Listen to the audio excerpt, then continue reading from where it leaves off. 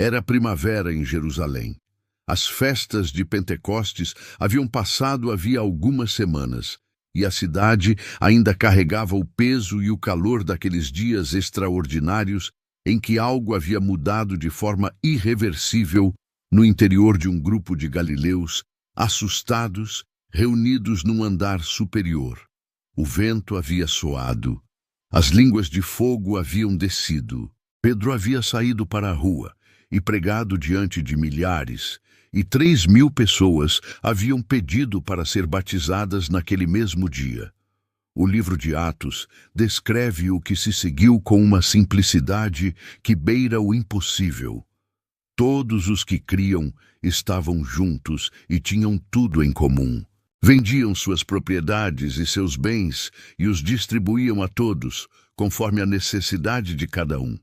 Perseveravam na doutrina dos apóstolos, na comunhão, no partir do pão e nas orações, e havia temor em toda a alma. A comunidade que nasceu naquele Pentecostes era diferente de qualquer coisa que havia existido antes em Jerusalém, e a diferença era visível, palpável, e estava crescendo todos os dias. Para entender o que aconteceu com Ananias e Safira, é preciso entender esse contexto com precisão. Porque o que está em jogo naquela história não é apenas uma questão de dinheiro. É uma questão sobre o que aquela comunidade era, sobre o que a tornava diferente e sobre o que estava sendo destruído de dentro quando 2 membros dela decidiram mentir. A prática de ter tudo em comum não era uma obrigação imposta pelos apóstolos. Atos 4:32 deixa isso claro. A multidão dos que criam era de um coração e de uma alma, e ninguém dizia ser seu o que possuía, mas todas as coisas lhes eram comuns. Isso não era uma regra, era uma expressão orgânica de uma transformação interior. Pessoas que haviam experimentado a presença do Espírito Santo de uma forma que mudara completamente sua relação com o mundo material, simplesmente não conseguiam mais segurar as coisas para si mesmas, enquanto havia irmãos com necessidade. E o texto de Atos descreve isso acontecendo de forma espontânea. Os que possuíam terras ou casas as vendiam e traziam o preço das vendas e o depositavam aos pés dos apóstolos. A expressão depositar aos pés dos apóstolos é uma expressão de submissão total, de entrega sem reservas. Não era uma transação financeira, era um ato de adoração expresso em forma econômica. Atos 4 termina com o exemplo de Barnabé, que é apresentado como um modelo desse comportamento. Barnabé, cujo nome significa filho da consolação, possuía um campo, vendeu-o, trouxe o dinheiro e depositou aos pés dos apóstolos. O texto o menciona pelo nome e isso é significativo. Lucas, o autor de Atos, estava construindo um contraste. Barnabé é mencionado pelo nome como exemplo de integridade. E então, imediatamente no capítulo seguinte, Ananias e Safira são mencionados pelo nome como o contraponto.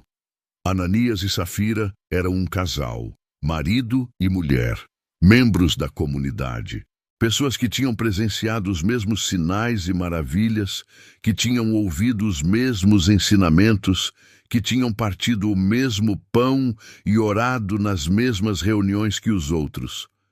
Eles também possuíam uma propriedade, e eles também decidiram vendê-la. Mas então, de comum acordo entre os dois, retiveram uma parte do preço e trouxeram apenas o restante, depositando-o aos pés dos apóstolos como se fosse o valor total da venda. É preciso parar aqui e ser absolutamente preciso sobre o que eles fizeram e o que não fizeram, porque há uma confusão frequente sobre esse texto que obscurece o que ele realmente diz. Eles não foram punidos por ficar com parte do dinheiro.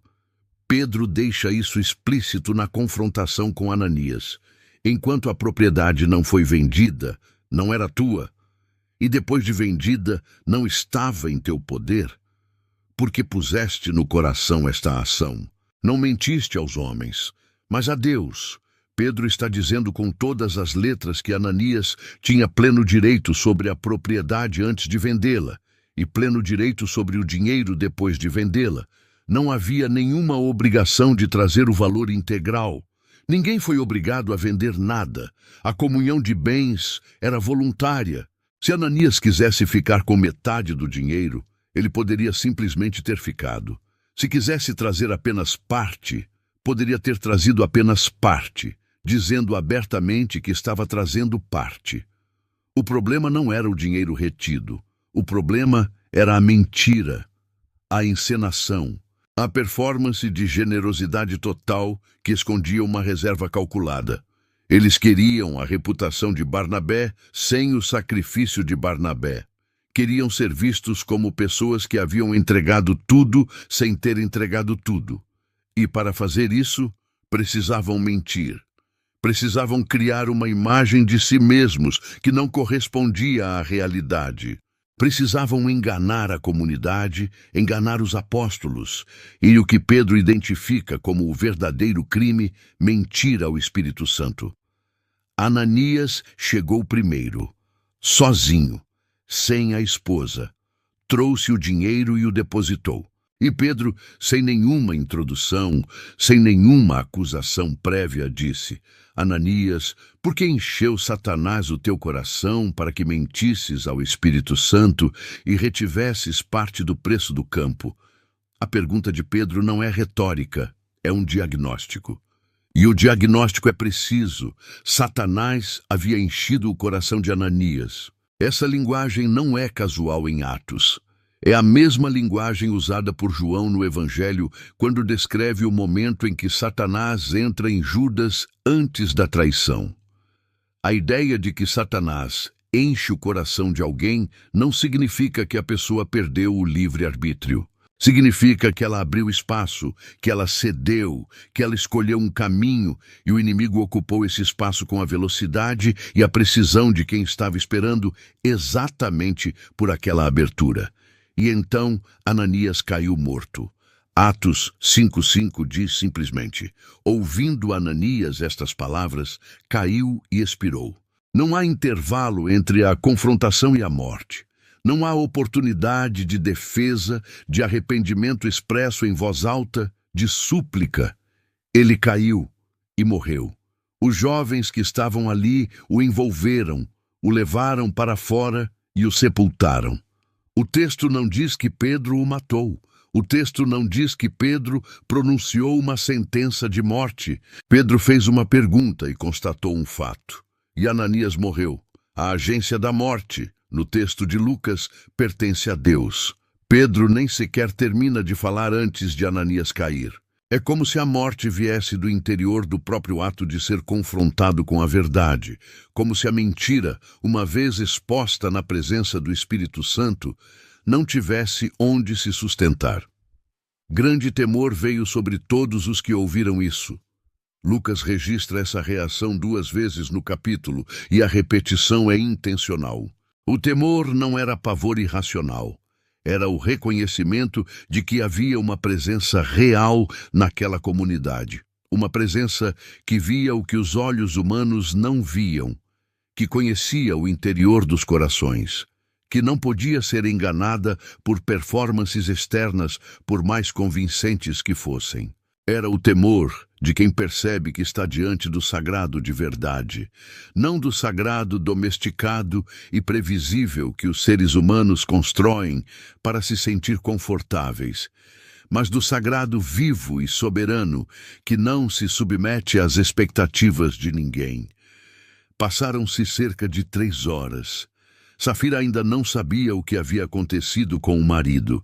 Ela entrou, e Pedro lhe fez uma pergunta. Dizei-me, vendestes o campo, portanto? E ela disse, sim, portanto. Era a mesma mentira, a mesma encenação, a mesma performance de generosidade que não correspondia à realidade. E Pedro disse, por que vos acordastes para tentar o Espírito do Senhor? Eis aí a porta, os pés dos que sepultaram teu marido, e eles te levarão também a ti. E ela caiu imediatamente aos seus pés e expirou. 3 horas. Entre a morte do marido e a morte da esposa, 3 horas se passaram. Tempo suficiente para que os jovens voltassem do sepultamento. Tempo suficiente para que a notícia da morte de Ananias tivesse se espalhado pela comunidade, mas não chegado até Safira. Lucas parece preservar esse detalhe, que ela não sabia, com um propósito narrativo preciso. Safira não mentiu sob pressão, não mentiu com medo, não foi apanhada de surpresa sem tempo de pensar. Ela teve tempo. Ela entrou e mentiu com plena deliberação, repetindo a mesma história combinada com o marido, confirmando a farsa livremente. E morreu da mesma forma. Para o leitor moderno, especialmente o leitor formado numa cultura que valoriza a proporcionalidade das punições e a oportunidade de defesa e apelo, esse texto é profundamente perturbador. 2 mortes imediatas, sem processo, sem julgamento formal, sem chance de se retratar. E a pergunta que esse texto provoca é legítima e precisa ser respondida com honestidade, não com evasão teológica. Por que Deus agiu dessa forma? A resposta começa com a compreensão do momento histórico. A igreja estava nascendo. Não havia precedente para o que estava acontecendo em Jerusalém naquelas semanas. O Espírito Santo havia descido de uma forma nova. A comunidade havia se formado de uma forma nova. E a identidade dessa comunidade estava sendo estabelecida tijolo por tijolo a cada decisão, a cada ato, a cada escolha de cada membro. O que Ananias e Safira fizeram não foi apenas uma transação financeira desonesta. Foi uma tentativa de introduzir na fundação daquela comunidade um princípio corruptor. A ideia de que era possível pertencer à comunidade do Espírito Santo, enquanto se mantinha uma vida interior não submetida a esse mesmo Espírito. A ideia de que a aparência de santidade substituía a santidade real. A ideia de que Deus podia ser enganado da mesma forma que os seres humanos são enganados pela superfície, pela performance, pela imagem cuidadosamente construída. Se esse princípio se instalasse na fundação da igreja, a igreja seria corrompida desde o início. Não gradualmente, ao longo de décadas, mas desde o seu nascimento. O que estava em jogo não era a integridade financeira de um casal. Era a natureza da comunidade que havia sido convocada para transformar o mundo. Há um paralelo que os estudiosos das Escrituras identificam frequentemente entre essa cena em Atos 5 e uma cena do livro de Josué, no capítulo 7. Quando Israel entrou em Canaã e tomou Jericó, Deus havia ordenado que tudo fosse consagrado a ele, que nada fosse retido para uso pessoal. Um homem chamado Acã desobedeceu. Ele viu um manto da Babilônia, 200 moedas de prata e um lingote de ouro, e os escondeu debaixo de sua tenda. E por causa dessa transgressão, Israel foi derrotado na batalha seguinte, e Acã e toda a sua família foram mortos. O paralelo é estrutural. No início de uma nova fase da história de Deus com seu povo, a conquista de Canaã, no caso de Acã, e o nascimento da igreja, no caso de Ananias e Safira, uma transgressão que envolve reter o que havia sido consagrado a Deus resulta em morte imediata. Deus estava estabelecendo nos 2 casos que havia uma fronteira entre o sagrado e o profano, que não podia ser cruzada com impunidade, especialmente no momento de fundação. É preciso também entender o papel de Pedro nessa cena, com mais profundidade, porque ele é frequentemente mal compreendido. Pedro não chegou ao templo naquela manhã com intenção de fazer um exemplo de alguém. Ele não estava patrulhando a comunidade em busca de irregularidades. O texto não sugere que ele tivesse qualquer suspeita prévia sobre Ananias e Safira. O que o texto sugere é que quando Ananias se aproximou e depositou o dinheiro, o Espírito Santo comunicou a Pedro o que estava acontecendo. Essa capacidade de conhecimento sobrenatural não era uma prerrogativa pessoal de Pedro. Era uma manifestação do mesmo Espírito que havia descido no Pentecostes, o mesmo que Jesus havia prometido, quando disse que o Espírito os guiaria em toda a verdade e que revelaria as coisas ocultas. Pedro foi o instrumento pelo qual Deus confrontou a mentira, mas a iniciativa era divina, não humana. Pedro não escolheu destruir aquele casal. Ele se encontrou diante de uma situação em que o Espírito havia exposto algo, e ele falou o que lhe foi dado falar. A morte não veio das mãos de Pedro. Veio da presença que Ananias havia escolhido enganar. É preciso também examinar o que Pedro quis dizer quando disse que Ananias havia mentido ao Espírito Santo, e não aos homens. Porque essa distinção é o coração teológico de todo o texto. Ananias havia enganado os apóstolos, havia enganado a comunidade. Mas Pedro diz que ele mentiu a Deus. O Espírito Santo é identificado aqui, implicitamente, como Deus. Mentira a uma pessoa humana, por mais grave que seja em termos morais e relacionais, não tem o mesmo peso teológico que mentir à presença divina que habita no interior da comunidade. E a presença divina que habitava aquela comunidade não era um símbolo ou uma metáfora. Era real. Era a mesma presença que havia descido em línguas de fogo no Pentecostes, que havia curado o coxo à porta do templo, que havia dado aos apóstolos as palavras certas diante dos sumos sacerdotes. Mentir a essa presença era de uma ordem completamente diferente de mentir a um ser humano. E as consequências foram de uma ordem completamente diferente. Há algo no texto que merece atenção especial e que frequentemente é ignorado nas leituras superficiais. O fato de que Ananias e Safira agiram de comum acordo. O texto diz que Safira tinha conhecimento do que havia acontecido, que os dois haviam combinado a história juntos. Isso significa que a mentira não foi um ato impulsivo de um momento de fraqueza. Foi uma decisão planejada, deliberada, tomada em conjunto, com tempo para reconsiderar e sem reconsideração. A cumplicidade mútua torna o ato mais pesado, não mais leve. Não havia ali um cônjuge arrastado pelo outro contra a própria consciência. Havia dois adultos que, olhando um para o outro, decidiram que enganar a comunidade do Espírito Santo era uma escolha aceitável. E aqui é importante observar algo sobre a natureza da tentação que os moveu. O texto não diz que eles eram pessoas más de coração, que odiavam a comunidade ou que queriam destruí-la. O que o texto sugere é que eles queriam pertencer, queriam ser reconhecidos, queriam a estima que Barnabé havia recebido, queriam ser vistos como pessoas de generosidade e entrega total. A tentação que os consumiu não era a tentação da crueldade, era a tentação da vaidade religiosa, a tentação de usar o sagrado como palco para a própria imagem. E essa tentação, segundo o texto de Atos, era suficientemente grave para atrair a morte. Pedro diz algo a Safira que é desconcertante em sua frieza aparente. Eis aí a porta, os pés dos que sepultaram teu marido, e eles te levarão também a ti. Ele não a exorta ao arrependimento, não lhe dá uma última chance de reconsiderar. Ele simplesmente anuncia o que vai acontecer. E ela cai e morre antes mesmo que os jovens entrem pelo portão. Há leitores que ficam perturbados com essa ausência de apelo ao arrependimento da parte de Pedro, e a perturbação é compreensível.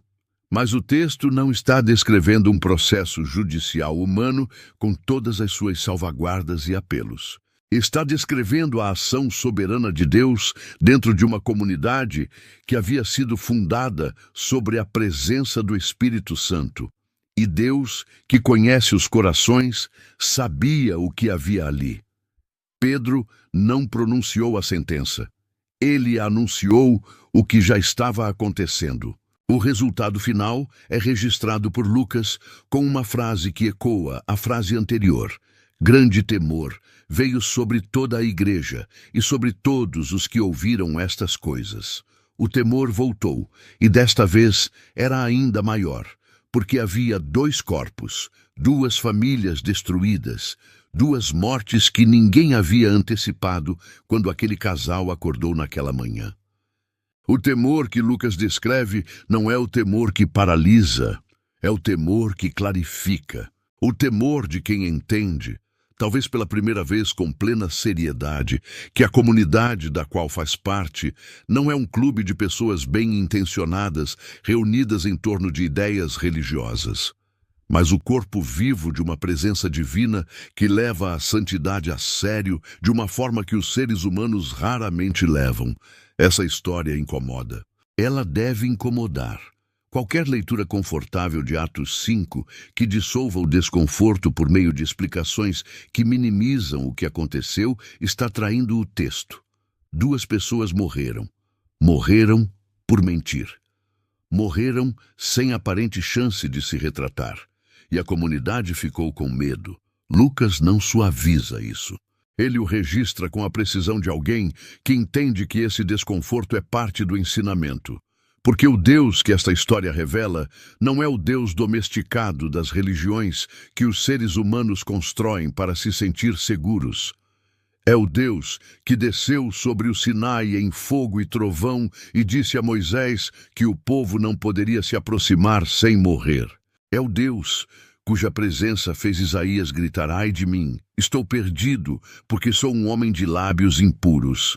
É o Deus diante de cuja glória o apóstolo João, na visão do Apocalipse, caiu como morto a seus pés. E ao mesmo tempo é o Deus que enviou o Espírito Santo para habitar no interior de uma comunidade de seres humanos imperfeitos em Jerusalém, que curou o coxo à porta do templo, que abriu as prisões dos apóstolos, que transformou pescadores galileus em pregadores que encheram Jerusalém com o nome de Jesus.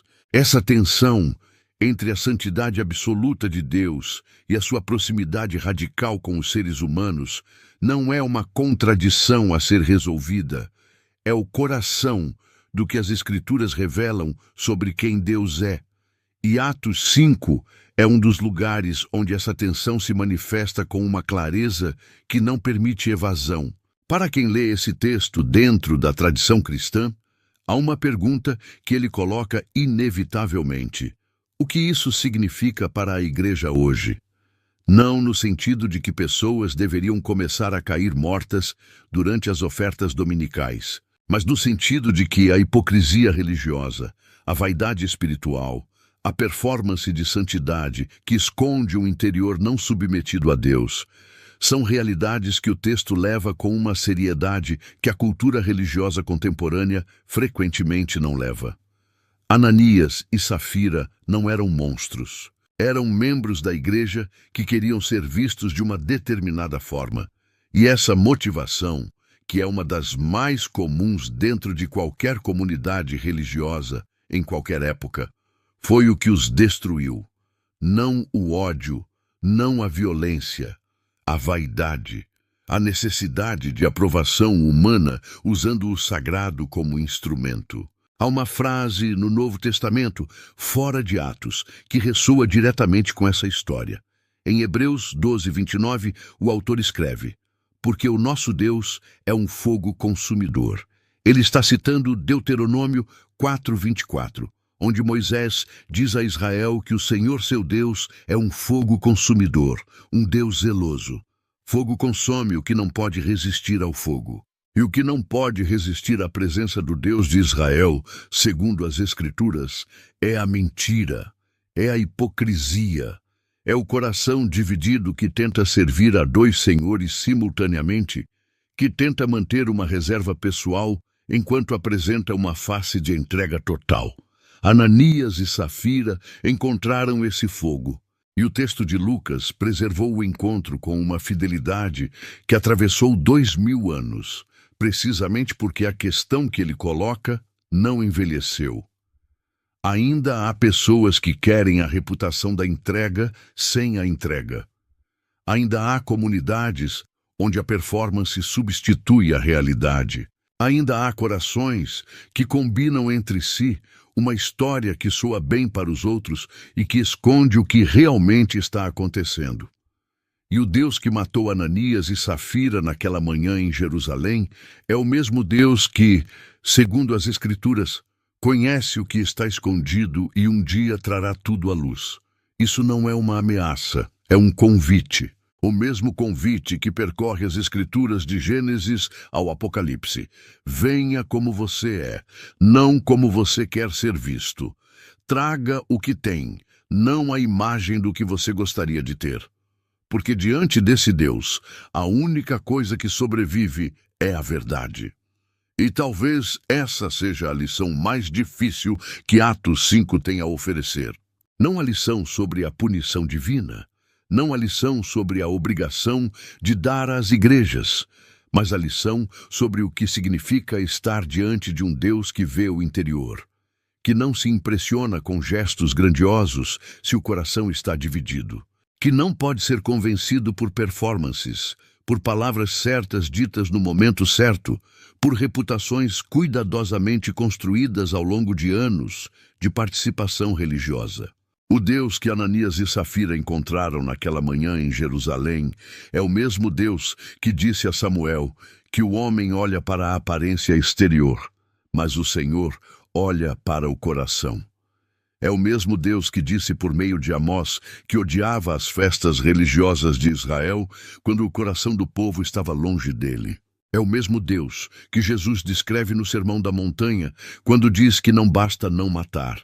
É preciso não odiar no interior, que não basta não cometer adultério.